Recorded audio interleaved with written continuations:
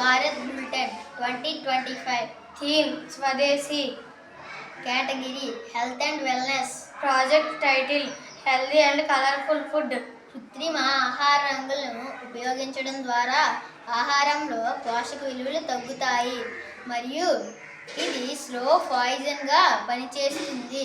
ఈ సమస్యను అధిగమించడానికి సహజ ఆహార రంగులను ఉపయోగించాలి. ఇది ఆరోగ్యానికి హానికరం. బీట్రూట్ ఎరుపు, పసుపు, పాలకూర ఆకుపచ్చ, క్యారెట్ నారింజ వంటి కూరగాయలను చిన్న ముక్కలుగా కట్ చేసి వాటిని నీటిలో ఉడకబెట్టాలి. ఉడికిన తర్వాత ఆ మిశ్రమాన్ని వడకట్టి రంగును వేరు చేయాలి.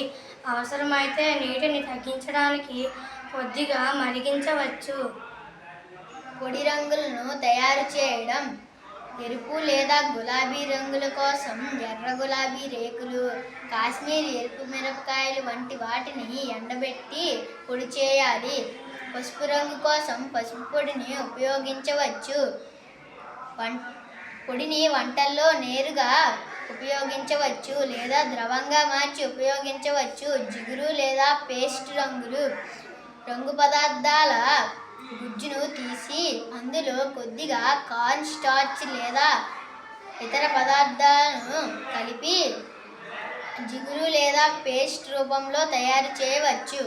రంగును ఎక్కువసేపు ఉంచాలంటే వానిలో కొద్దిగా నిమ్మరసం లేదా వెనిగర్ కలపాలి. రంగు పదార్థాలను బాగా శుభ్రం చేసి శుభ్రమైన పాత్రలలోనే రంగును తయారు చేయాలి. పొడి రంగులను గాలి చొరబడిన డబ్బాలో నిల్వ చేయాలి. కొన్ని రంగులు త్వరగా రంగు మారవచ్చు కాబట్టి వాటిని జాగ్రత్తగా ఉపయోగించాలి. Thank you.